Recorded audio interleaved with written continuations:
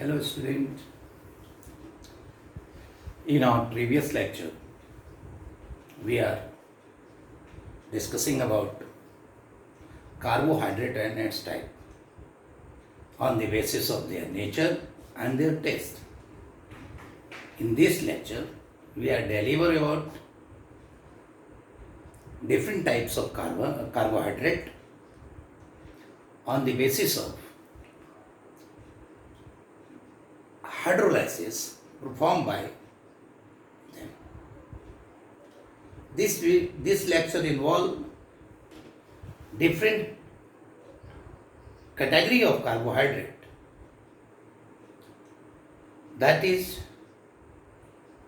formed by hydrolysis of carbohydrate. Either the carbohydrate will do or perform hydrolysis or not. If it perform, then how many molecule it will produce after hydrolysis. This is actually the base of classification of today class. अर्थात आज की जो class है इसमें हम carbohydrate के types के बारे में पढ़ेंगे और इसका जो कैटेगरी डिसाइड करेंगे वो इस आधार पे करेंगे कि कार्बोहाइड्रेट जो हमें मिलेगा वो हाइड्रोलाइसिस कर रहा है या नहीं कर रहा है। अगर नहीं कर रहा है तो वो तो एक कैटेगरी है, अगर कर रहा है तो कितनी सिंपल मॉलिक्यूल में वो डिसोसिएट हो रहा है। अगर 2 हो रहा है, 4 हो रहा है, 10 हो रहा है या 10 से ज़्यादा हो रहा है, उस आधार पे हम कैटेगराइज करेंगे। इसको अगर हम बेस लेते हैं तो 3 types of carbohydrate is there on the basis of their hydrolysis.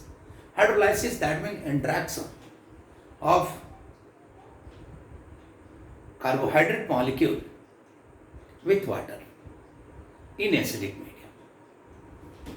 For example, अगर मैं क्लासिफाई करता हूं, then we get 3 types of carbohydrate. First is monosaccharide, second one oligosaccharide, and third one polysaccharide. अब देखिए बेटा 3 कैटेगरी हुआ। इसको समझते यूं है कि ये सिंपलेस्ट फॉर्म है, सिंपलेस्ट फॉर्म है, मतलब इसे और ज्यादा नहीं तोड़ा जा सकता, या यूं कहें कि it will not show hydrolysis. इसका हाइड्रोलाइसिस करके इसे और अधिक आप तोड़ ही नहीं सकते हैं। It undergo hydrolysis to produce 2 to 10 monosaccharide.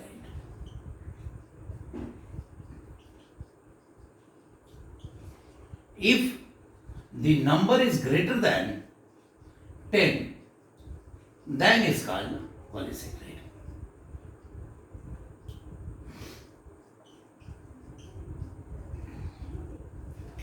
जैसे इसमें क्या होता है कि जैसे ग्लूकोज है, फ्रुक्टोज है,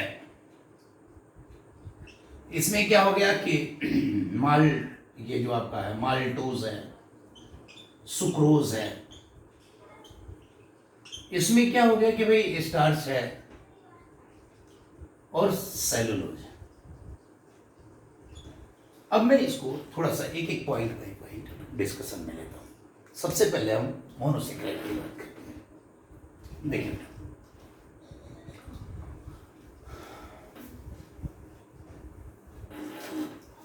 इसमें क्या होता है कि जो आपका ये मोनोसेक्राइड होता है,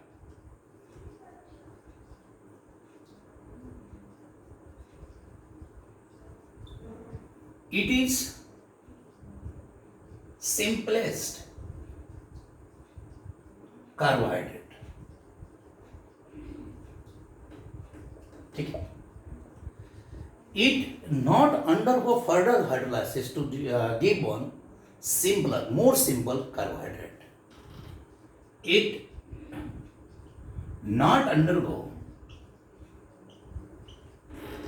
further hydrolysis to give simple monosaccharide। ये और अधिक डिसोसिएट होकर सिंपल मोनोसैक्राइड नहीं देगा। गिव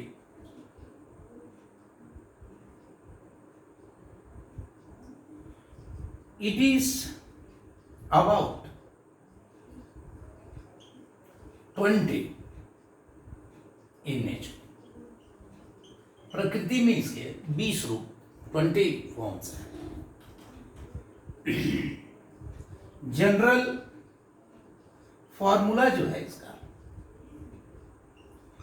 वो हम कार्बोहाइड्रेट के जनरल फॉर्मूले से ही निकालेंगे।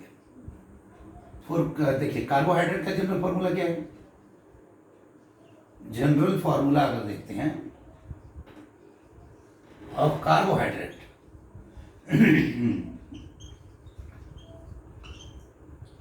तो ये है CH2O का वाई। बट फॉर मोनोसैक्राइड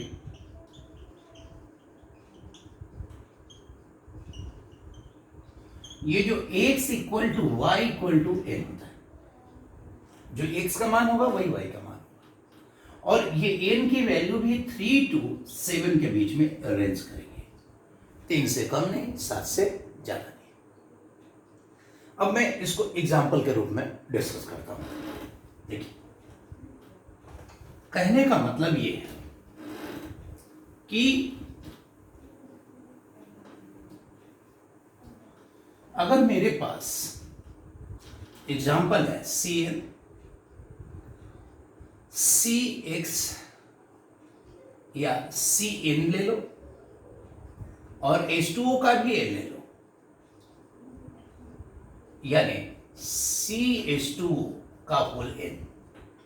अब N की वैल्यू 3 हो सकती है, N की वैल्यू 4 हो सकती है, N की वैल्यू 5, 6 या 7 बस। अगर मैं 3 लूंगा तो 3 2 या 6 और 3 यानी ये हो जाएगा C3H6O3। अगर मैं 4 लूंगा 4 8 4 C4H8O4 C5H10O5 C6H12O6 C7H14O7। अब ये देखिए बेटा, अगर 3 है, 3 n का मान कितना है 3 माने ट्राई, तो जब ट्राई है तो इसे हम ट्राइओस कहेंगे। 4 का मतलब होता है टेट्रा। क्या होता है बेटा? टेट्रा। अब टेट्रा का मतलब क्या होता है? 4, तो इसको हम टेट्रोस कहेंगे। 5 का मतलब हो गया पेंटोज, 6 का हो गया हेक्सोस, और ये हो गया हेप्टोज। देखिए पेंटोज बहुत कॉमन है, जैसे राइबोज है, और ये तो बहुत सारा है। ये ग्लूकोज हो सकता है, फ्रुक्टोज हो सकता है, और ये गालैक्टोज हो सकता है। ये देखिए, ये एक ही फॉर्मूला के लिए अलग अलग नाम क्यों है? इसका अंदर का जो स्ट्रक्चर होता है, ऑक्सीजन और हाइड्रोजन का arrangement, molecular arrangement must be different for these all 3 monosaccharides for similar formula, for same formula is 3 different type of monosaccharide as they have difference in their molecular arrangement।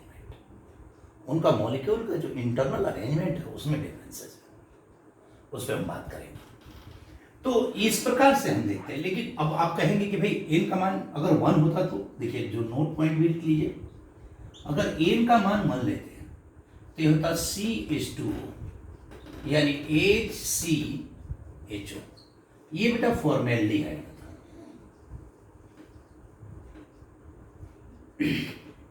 अगर C2 लेते हैं यानी n का मान 2 लेते हैं तो C2H4O2 यानी C2H4O2। अगर मैं इसको देखूं बेटा जी तो ये होता CH3COOH। ये बेटा एसिटिक एसिड है। अब तुम ही देखो, ये एसिटिक एसिड है,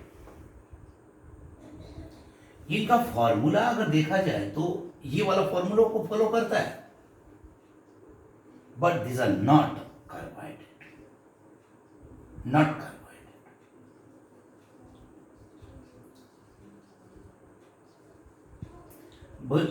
क्यों? क्योंकि this are not polyhydroxy ketone या पॉलीहाइड्रोक्सी एल्डिहाइड, जो कि कार्बोहाइड्रेट का डेफिनेशन है। तो ये इसका वेरी इंपॉर्टेंट जोन है। ये भी बात है। एक और बात है, अब ये तो नोट पॉइंट 1 हो गया, एक नोट पॉइंट 2 भी देख लीजिए कि कोई जरूरी नहीं है कि जो जनरल फॉर्मूला हमने बनाया है वो फॉलो ही हो। जैसे एक है बेटा C5H10O4, ये है बेटा ये डीऑक्सी राइबोस, ये डीएनए में पाया जाता है। ये एक शुगर है जो डीएनए में पाया जाता है। देखिए तो फॉर्मूला फॉलो हो रहा है? नहीं हो रहा, फिर भी ये एक शुगर है। एक ऐसे ही है C6H12O5, इसको रैमनोज कहते हैं।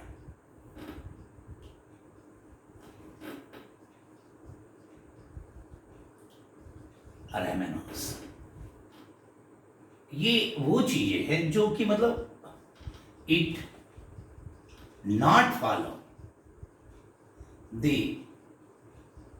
General formula of carbohydrate, but it is sugar. ये शुगर है। तो मोनोसेक्राइड की 3 चीजों को हम लोगों ने देखना है कि ये जो है डीऑक्सीराइबोस, ये इसमें फॉर्मूला नहीं फॉलो हो रहा है फिर भी है, इसमें फॉर्मूला फॉलो हो रहा है फिर भी नहीं। तो इस चीज को अब हम लोग ओलिगोसेक्राइड की बात करेंगे। ओलिगोसेक्राइड में हम लोग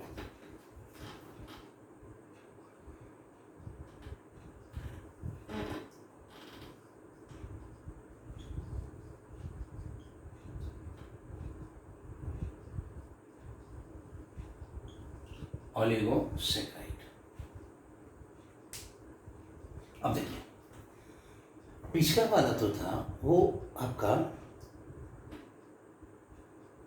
हाइड्रोलाइसिस जारी ही नहीं कर रहा था, लेकिन this will show hydrolysis and produce this carbohydrate, produce 2 to 10 monosaccharide on hydrolysis। अच्छा, इनका जनरल फॉर्मूला जो होगा, अच्छा इनको फर्दर क्लासिफाइड किया जा सकता है। अब मान लीजिए कोई 2 देगा, कोई 3 देगा, कोई 4 देगा, कोई 5 देगा, 6 देगा, 7 देगा, कोई 10 भी देगा। तो जितना दे मोनोसेक्राइड, अगर मान लीजिए 2 मोनोसेक्राइड अगर देता है तो उसे हम डाइसेक्राइड कहेंगे। अगर 3 देगा तो ट्राइसेक्राइड कहेंगे। 4 देगा तो बोलिए टेट्रासेक्राइड होगा कि नहीं? 5 का पेंटा, 6 का हेक्सा, 7 का हेप्टा एंड सो ऑन। इस प्रकार से इनका स्थिति है। यानी ओलिगोसेक्राइड कितने हो गए? 2 to 10 मोनोसेक्राइड देने वाले, यानी 1 2 3 4 5 6 7 8 हो गए 9 ओलिगोसेक्राइड्स हैं। तो कहने का मतलब ये है कि अब मैं इसको और ज्यादा विस्तृत रूप से लेता हूं। इसके जनरल फॉर्मूला की बात करेंगे, उससे जुड़े हुए क्वेश्चनों की बात करेंगे। अब ये देखिए सबसे इंपॉर्टेंट चीज जनरल फॉर्मूला।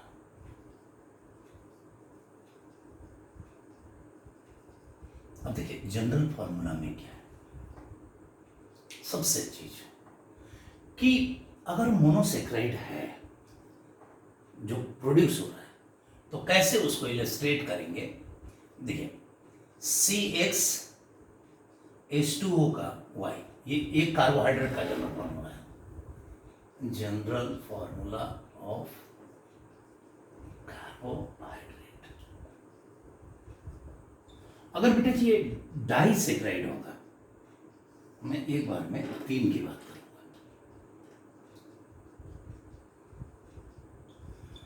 अगर डाइसेक्राइड होगा तो Y जो होगा वो X - 1 होगा, एक कम। जैसे अगर मान लीजिए C12 लेते हैं तो X का मान क्या होगा? 12 होगा। तो Y का मान जो होगा इससे एक कम होगा, यानी जो Y होगा वो 11 होगा। तो क्या हो गया फॉर्मूला? C12 11 दूना 22 और ये O 11। This is C12 H22 O 11। अगर मान लिया जाए कि इफ वी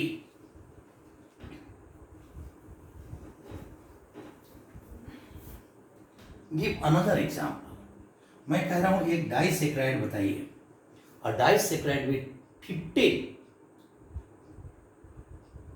कार्बन 50। अब देखिए H2O क्या होना चाहिए, यहां जो Y रखेंगे अगर ये इससे कितना कम होना चाहिए? 1। तो ये आपका 15 है तो ये होना चाहिए 14। तो फॉर्मूला होना चाहिए C15 H28 O14। Getting it? अब सिमिलरली अगर ट्राइसेक्राइड होता,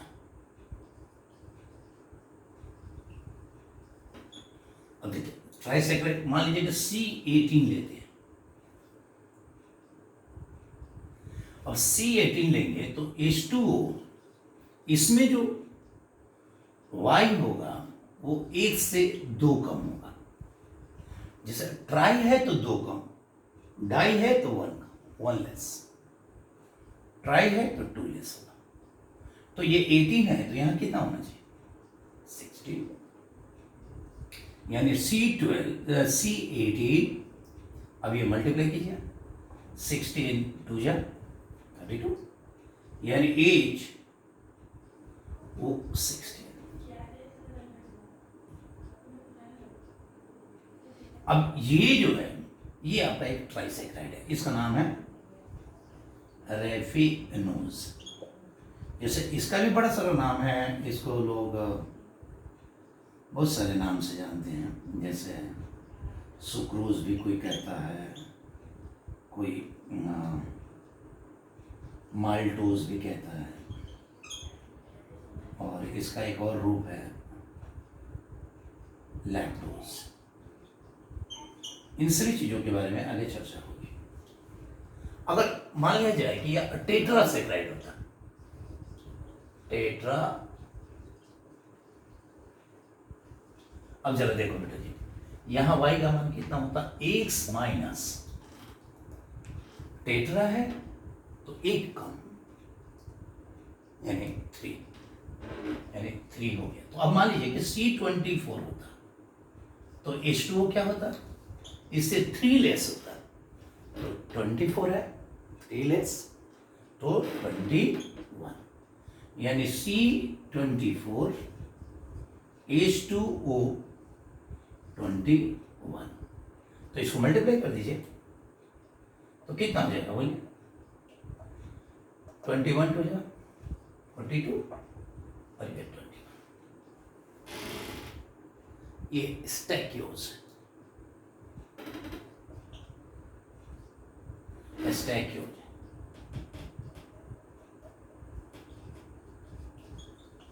स्टैक्योज। अब ये देखिए, ऐसे ही कोई बोले कि मान लीजिए कि मेरे को एक 50 कार्बन वाला हेक्सासेक्राइड चाहिए, हेक्सासेक्राइड। अब देखिए देखिए, डाई हुआ तो एक कम, ट्राई हुआ तो 2 कम, ट्राई हुआ तो टेट्रा हुआ तो 3 कम, पेंटा होता तो 4, हेक्सा होता तो 5s।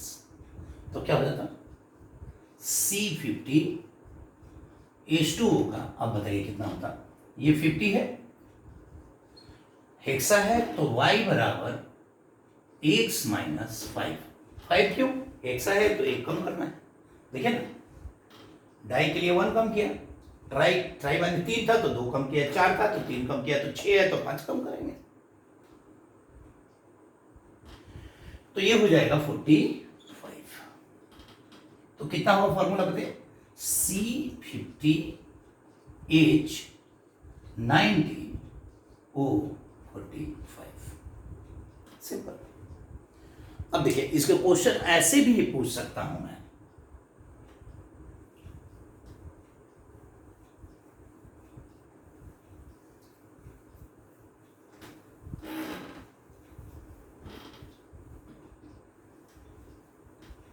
मैं आपसे यूं पूछ लूं कि जरा देखिए, मैं आपसे सिंपल सा क्वेश्चन पूछता हूं कि C60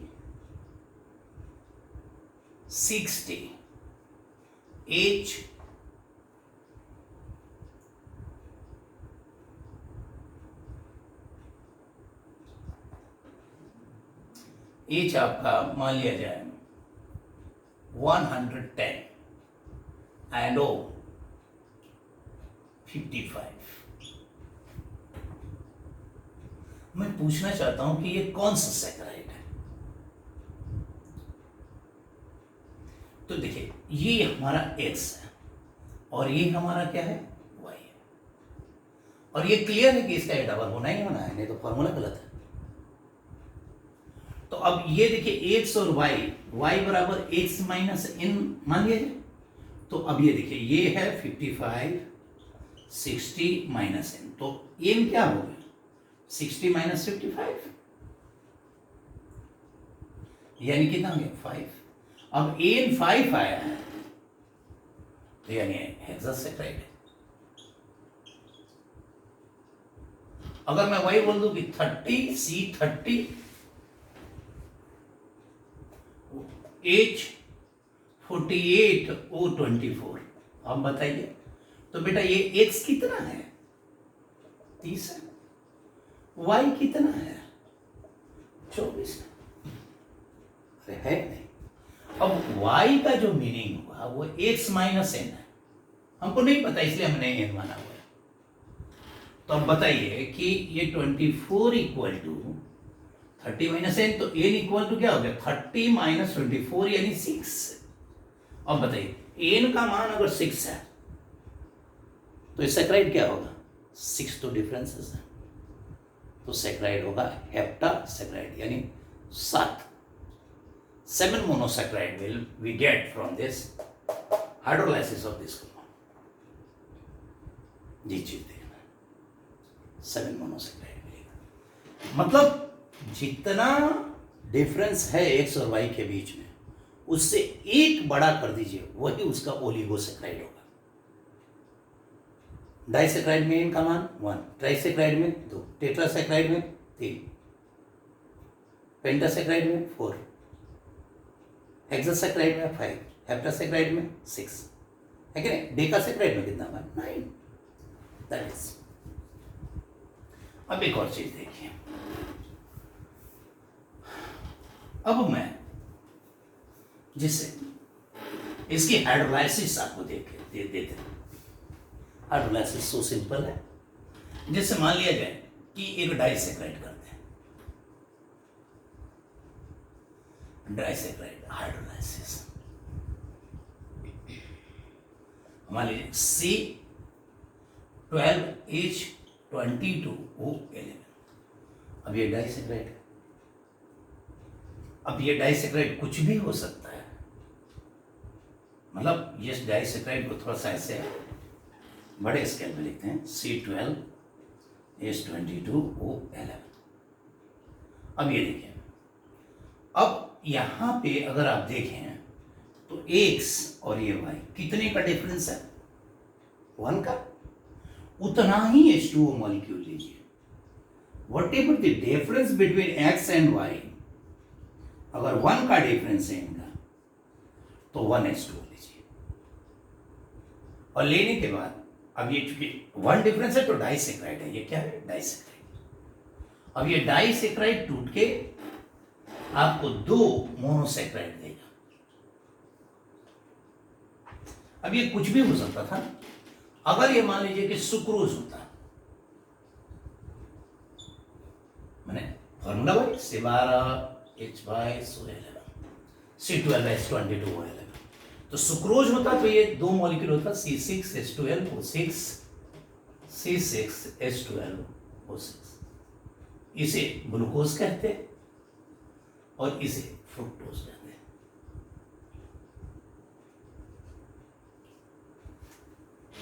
अगर ये मान लिया जाए कि लैक्टोज होता, फॉर्मूला वही होता, C12H22O11। देखिए ये कुछ भी हो सकता है, ये फॉर्मूला ये भी हो सकता है, ये फॉर्मूला ये भी हो सकता है, लेकिन अगर सुक्रोज होगा तो ग्लूकोज और फ्रुक्टोज मिलेगा। लेकिन अगर लैक्टोज हुआ तो ये C6H12O6 यानी ग्लूकोज मिलेगा प्लस C6H12O6 गालैक्टोज मिलेगा। अब आपके दिमाग में आ रहा होगा सर फॉर्मूला सेम लिख रहे हैं, नाम अलग अलग लिख रहे हैं। ये इसलिए लिख रहे हैं क्योंकि देख हम कंडेंस फॉर्मूला लिख रहे हैं ना। अब ये हम थोड़े ना दिखा पा रहे कि ये कार्बन हाइड्रोजन से कैसे जुड़ा है, ऑक्सीजन से कैसे जुड़ा है। Due to internal molecular arrangement differences, अंदर का मॉलिक्यूल का डिफरेंस अरेंजमेंट है, जिसकी वजह से इनके साथ का नाम अलग अलग हो रहा है। जैसे आ गया टॉपिक वाइज समझते जाएंगे। अभी ये देखिए कि अगर ये माल्टोज होता, फॉर्मूला वही होता C12H22O11, लेकिन ये टूटता तो ये ग्लूकोज प्लस ग्लूकोज देता, यानी C6H12O6 एंड C6H12O6। मतलब 2 क्वेश्चन है। पहला क्वेश्चन तो ये आएगा कि सुक्रोज से हमें क्या मिलता है? Glucose plus fructose. लैक्टोज से क्या मिलता है? ग्लूकोज और गालैक्टोज। माल्टोज से क्या मिलता है? ग्लूकोज और ये ग्लूकोज। दूसरी बात, इसमें कितना वाटर मॉलिक्यूल चाहिए? डाइसेक्राइड जितने का डिफरेंस है उतना ही वाटर मॉलिक्यूल रिक्वायर्ड है। जैसे मैं अगर आपके लिए ट्राइसेक्राइड की बात करूंगा, देखिए ट्राइसेक्राइड पे देखिए ट्राइसेक्राइड मैंने आपको एक दिया है रैफिनोस। ट्राइसेक्राइड में क्या दिया? C18H, और ट्राइसेक्राइड है तो इससे 2 कम, तो ये 18 है तो 16 हो जाएगा और ये 32 हो जाएगा।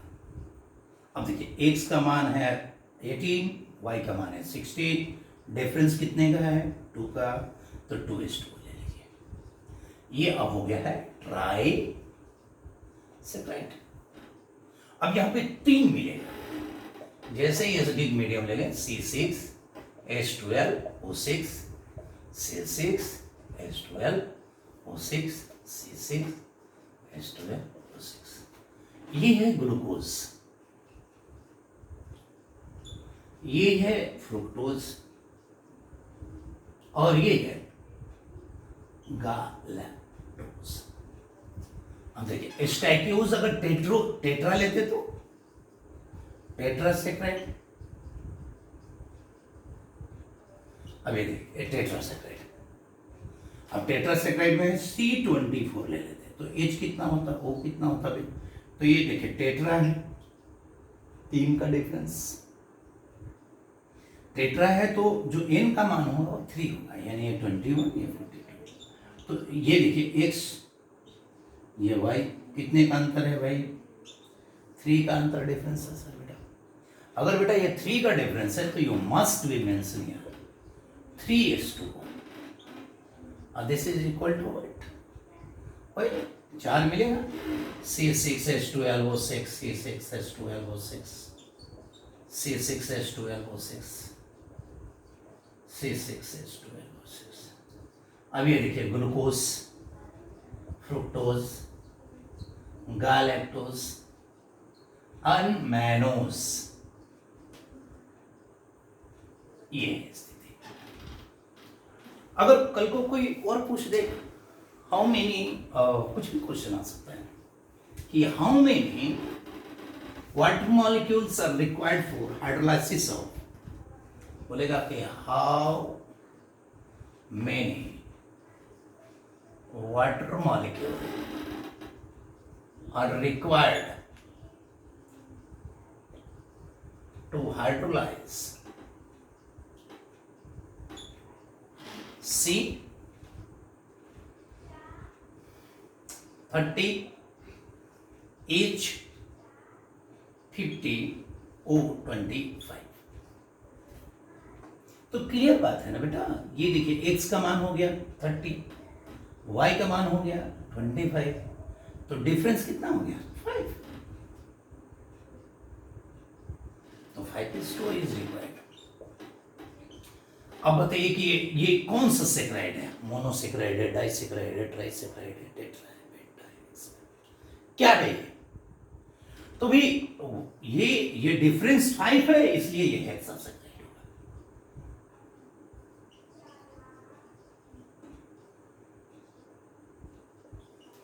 हेक्सासेक्राइड है क्योंकि y is equal to x minus n होता है और n से 1 ज्यादा होता है ये वाला, तो इस तरह से क्वेश्चन असेंबल करेगा। अब लास्ट है आपका पॉलीसेक्राइड। देखिए पॉलीसेक्राइड में क्या है, those carbohydrate which give more than 10 monosaccharide after hydrolysis, those carbohydrate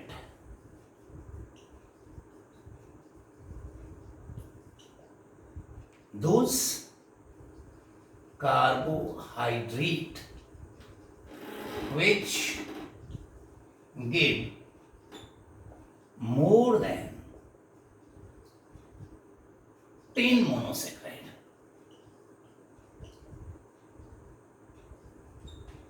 after hydrolysis। इसका फॉर्मूला जो होगा, फॉर्मूला अब ये देखिए C6H10O5 का N। अब इसमें कुछ करना नहीं है, अगर मान लीजिए कि हाइड्रोलाइसिस होता है, जैसे इसका एग्जांपल है सेलुलोज है, सेलुलोज हो गया, स्टार्च है, ग्लाइकोजन है, डेक्स्ट्रीन है।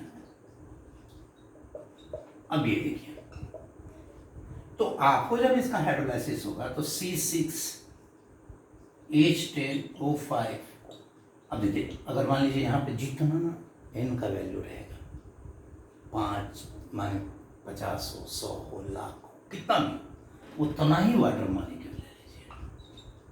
और ये टूट के, मान लीजिए ये सेलुलोज है, तो ये टूट के क्या दे देगा, NC6H12, यानी ग्लूकोज दे देगा। ये स्थिति बनती है। यानी क्लियर बात हो गया बेटा कि पॉलीसेकेराइड, देखिए हम लोगों ने जो क्लासिफिकेशन किया, ये पॉलीसेकेराइड हो गया। अब एक एक करके हम इनका डिस्कशन करेंगे, इनके एग्जाम्पल के बारे में अपने अगले लेक्चर्स में। लेकिन अभी जो हमने सीखा उसको एक बार ब्रीफ करते हैं। इस लेक्चर में हमने पाया कि on the basis of hydrolysis, if we categorise the carbohydrate, then we get 3 category: monosaccharide, oligosaccharide, polysaccharide. Monosaccharide simplest form, not so hydrolysis. इसमें X और Y का वैल्यू सेम होता है। 3 to 7 कार्बन की संख्या हो सकती है इसमें, 1 2 नहीं होता। 2 एक्सेप्शन, जो फॉर्मूला फॉलो करके कार्बोहाइड्रेट नहीं है, 2 ऐसा एक्सेप्शन जो फॉर्मूला नहीं फॉलो करके भी कार्बोहाइड्रेट है, मोनोसेकेराइड है, वो दोनों मैंने लिखा है। ओलिगोसेकेराइड में ये 2 to 10 मोनोसेकेराइड होते हैं, आफ्टर हाइड्रोलाइसिस देते हैं। इनमें जो CXH2O था, तो Y = X - N होता है, और N का मान डाइसेकेराइड के लिए 1, ट्राई के लिए 2, टेट्रा के लिए 3, ऐसे होता है। मतलब जितना सेकेराइड होगा उससे कम वैल्यू रहता है, और जितना N का मान होता है उतना ही वाटर मॉलिक्यूल रिक्वायर्ड होता है उसके हाइड्रोलाइसिस के लिए। डाइसेकेराइड में आपका वही लैक्टोज, सुक्रोज, माल्टोज। ट्राइसेकेराइड में रैफिनोज, एस्टैक्योज जो है वो आपका टेट्रासेकेराइड का एग्जाम्पल है। फिर पॉलीसेकेराइड का हम लोगों ने बात किया कि पॉलीसेकेराइड जो होते हैं 10 से more than 10 monosaccharide are produced by hydrolysis, and इसके एग्जाम्पल है सेलुलोज, ग्लाइकोजन, डेक्सट्रेन, स्टार्च। और इसका फॉर्मूला था C6H10O5 का होल N। जितना N लेंगे उतना ही आपको H2O लेना होगा इसके हाइड्रोलाइसिस के लिए। यहाँ पे एसिडिक मीडियम लेंगे। तो इसे बार बार देखिए बाबू, और इसे शेयर कीजिए। Thank you, best of luck.